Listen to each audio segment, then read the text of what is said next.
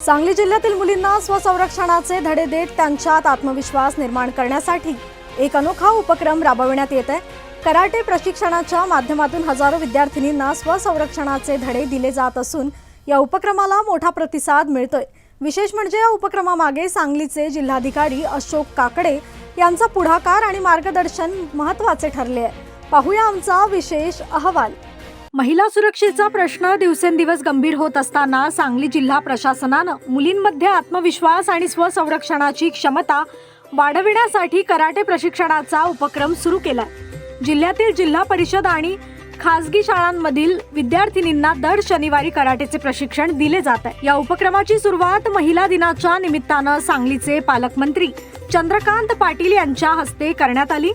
जिल्हा प्रशासन, शिक्षण विभाग आणि क्रीडा विभाग यांच्या समन्वयातून हा उपक्रम राबविण्यात येतोय। या प्रशिक्षणाला विद्यार्थिनींकडून उत्स्फूर्त प्रतिसाद मिळत असून हजारो मुलींनी येलो बेल्ट परीक्षा यशस्वीरित्या उत्तीर्ण केली आहे।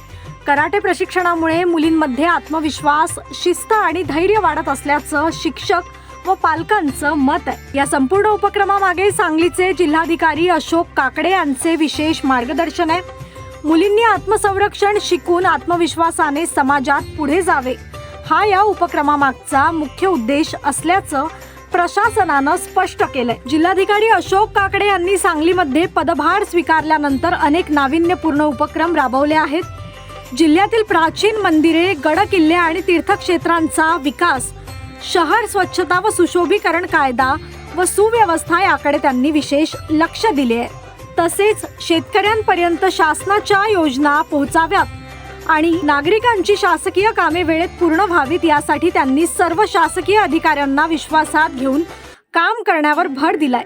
जिल्ह्यातील तहसील कार्यालयांमध्ये अधिकारी सहज उपलब्ध राहावेत यासाठीही त्यांनी विशेष सूचना दिल्या आहेत। जिल्हाधिकारी काकडे यांचा जनता दरबार देखील जिल्ह्यात चर्चेचा विषय ठरलाय।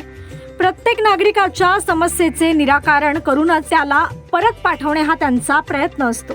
त्यांच्या या कार्याची दखल घेत मुंबई येथे Maharashtra voice of media, VOM international forum आणि आयुष्मान भारत मिशन महाराष्ट्र समिती यांच्या वतीने त्यांना महाराष्ट्र भूषण सन्मान कार्य 2026 पुरस्कारानं गौरविण्यात आलंय। कराटे प्रशिक्षणासारख्या उपक्रमांमुळे सांगली जिल्ह्यातील मुलींमध्ये आत्मविश्वास आणि सुरक्षिततेची भावना निर्माण होते आहे। प्रशासनाच्या या पुढाकारामुळे मुली अधिक सक्षम आणि आत्मनिर्भर बनत असल्याचं चित्र सध्या सांगली जिल्ह्यात पाहायला मिळतंय। महाराष्ट्र भूषण पुरस्कार जो मला देण्यात आलेला आहे, ज्याने मला सन्मानित करण्यात आलेला आहे, त्या महाराष्ट्र भूषण पुरस्काराचं खरं वैशिष्ट्य हे आहे की सर्वसामान्य लोकांना प्रमाणभूत मानून आणि त्यांच्यासाठी काम जे मी अनेक वर्ष करत आलेलो आहे त्याचा सन्मान आज झाल्याचा खरंच मनस्वी आनंद होत आहे। खऱ्या अर्थाने शासकीय अधिकाऱ्याने आपले अधिकार क्वचित वापरायचे असतात। जनतेचा विश्वास संपादन करणे आवश्यक आहे आणि जनतेला वाटलं पाहिजे की अधिकारी आपल्या हितासाठी कामकाज करत आहे। मी माझ्या ऑफिसचे दरवाजे पूर्णपणे लोकांसाठी उघडे केलेत। दर सोमवारी आणि दर शुक्रवारी कुठलीही पूर्व अपॉइंटमेंट न घेता, कुठलीही पूर्व परवानगी न घेता, साधी चिठ्ठीसुद्धा न पाठवता कुठलाही सांगली जिल्ह्यातील नव्हे तर महाराष्ट्रातील कुठलीही व्यक्ती मला येऊन भेटू शकते आणि त्यांच्या कामाचा मी एक झेड रेफरन्सेस सुरू केले आहेत, त्यानुसार मी पाठपुरावाही करतो। त्याचबरोबर आम्ही सांगलीचं एक कॉफी टेबल बुक पण पब्लिश केलेलं आहे आणि कृष्णामृत नावाचं आम्ही एक कॉफी टेबल बुकही तयार केलेलं आहे, ज्याच्यामध्ये सांगलीकरांनी सांगलीच्या सामाजिक, शैक्षणिक, आर्थिक विकासाबाबत आणि उद्योगधंद्यांबाबत त्यांनी त्यांचे लेख लिहिलेले आहेत। त्याचबरोबर सगळ्यात महत्त्वाचं म्हणजे आम्ही दैनंदिन कामकाज 80% वेळ हा आमचा रुटीन कामकाजासाठी असतो। 20% कामकाज हे मुलींचं सबळीकरण असेल, कौशल्य विकास आहे, त्याचबरोबर आरोग्य विभागाचे जे अनेक उपक्रम आहेत, क्रीडा विभागाचे जे उपक्रम आहेत यासाठी आम्ही खर्च करतो। मला सांगायला खूप आनंद वाटतो की नुकतंच आम्ही अंध मुलांसाठी क्रिकेट घेतलेलं आहे आणि त्या अनुषंगाने माझं असं इच्छा आहे की जसं आपलं रेग्युलर क्रिकेटसाठी IPLच्या मॅचेस होतात तशा अंध मुलांसाठी जर का आपण IPLच्या मॅचेस घेऊ शकलो तर त्या मुलांना स्थिरस्थावर होण्याचा अजून एक प्लॅटफॉर्म उपलब्ध होईल। आम्ही दिव्यांग मुलांसाठी AIचं प्रशिक्षण घेतलं, त्यांना रोबोटिक्सचंही प्रशिक्षण घेतलं आणि त्याचबरोबर त्यांना कौशल्य विकास करून त्यांना आम्ही दिवाळीचे वेगवेगळे पदार्थ, दिवाळीचं सजावटीचं सामान कसं तयार करायचं याचंही प्रशिक्षण घेतलं आणि त्याच्यातून आपल्याला सांगतो की लाखो रुपयांची विक्री या लोकांनी केलेल्या साहित्याची झाली. त्याच्यासाठी मी जिल्हाधिकारी कार्यालयाचे जे आमचं मुख्य सभागृह आहे तेही उघडं करून लोकांसाठी दिलं होतं. त्याचबरोबर आम्ही सांगलीमध्ये आमचे जे कृषी शेतकरी आहेत त्या शेतकऱ्यांच्या उत्कर्षासाठी आम्ही अपेडामार्फत आम्ही एक बायर सेलर मीट आयोजित केली होती. सांगली जिल्ह्यातली ही पहिली मीट.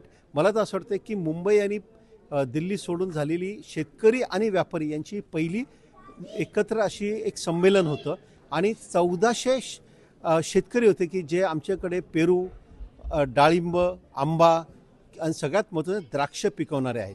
या सगळे थेट व्यापाराशी संलग्न आम्ही केले आणि त्यांचे एक बायर सेलर मीटमुळे साधारणतः 16 कोटीचे करार तेव्हा झालेले आहेत आणि 1580 टन एवढा फळ पीक आमचे आता थेट शेतकऱ्यांकडून थेट या अपेड्याच्या व्यापाऱ्यांच्या हातात येणार आहेत आणि त्याच्यातून मध्यस्थ आमचा निघून जाणार आहे आणि तो सगळा पैसा शेतकऱ्यांना मिळणार आहे.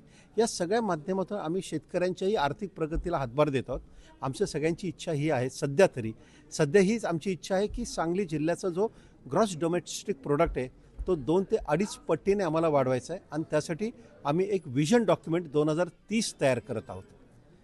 2030मध्ये सांगली कसं असावं, त्यांची आर्थिक समृद्धी कशी झाली पाहिजे, शैक्षणिक समृद्धी कशी झाली पाहिजे, त्यानंतर पर्यटनाची समृद्धी कशी झाली पाहिजे, वन विभागाच्या माध्यमातून आम्ही कशा पद्धतीने वेगवेगळे उपक्रम राबवू शकतो आणि सगळ्यात महत्त्वाचं औद्योगिकरणाच्या निमित्ताने आम्ही कसं पुढे जाऊ शकतो. आणि आज जो प्रायमरी प्रोड्युसर म्हणून जो सांगली जिल्हा आहे तो सेकंडरी नाही तर टर्शरी आणि क्वाटर्नरी सेक्टरमधला सांगली जिल्हा प्रगत कसा तयार करता येईल याचं आम्ही आता नियोजन करत आहोत. आजच्या या दिवशी मला आपल्याला सांगावंसं वाटतं की महाराष्ट्र भूषण जो पुरस्कार आज मला व्हॉइस ऑफ मीडियाने दिलेला आहे आणि त्याचबरोबर महाराष्ट्र शासनाच्या आमच्या आयुष्यमान भारत विभागाने हा पुरस्कार दिलेला आहे. त्यासाठी त्यांनी माझी निवड केली, यासाठी मी त्यांचे आभारी आहे. आणि खऱ्या अर्थाने मी जे नेहमी म्हणतो की अधिकाऱ्याने आपले अधिकार वापरायचे नसतात तर जनतेचा विश्वास संपादन करायचा असतो. तो विश्वास मी संपादन करू शकलो, त्याच्यामुळे बहुधा त्यांनी माझी ही निवड केली असावी. यासाठी मी त्यांना सर्वांना धन्यवाद देतो. तसेच हा पुरस्कार मिळण्यासाठी माझे सर्व कुटुंबीय, माझे सर्व मित्र, माझे सर्व सहकारी, आई वडील आणि त्याचबरोबर सगळ्यात महत्त्वाचं म्हणजे माझ्यावर आम्ही जे अहोरात्र काम करणारे माझे सर्व अधिकारी आणि कर्मचारी आणि सांगलीची जनता आणि महाराष्ट्रीय जनता यांना हा महाराष्ट्र भूषण पुरस्कार हा समर्पित करतो. धन्यवाद. सांगली जिल्हा प्रशासनाचा हा उपक्रम मुलींच्या सशक्तीकरणासाठी एक महत्त्वाचे पाऊल ठरतोय. महाराष्ट्र सरकार सर्व जिल्ह्यांमध्ये हा उपक्रम राबवणार का हे बघणे आता गरजेचे आहे.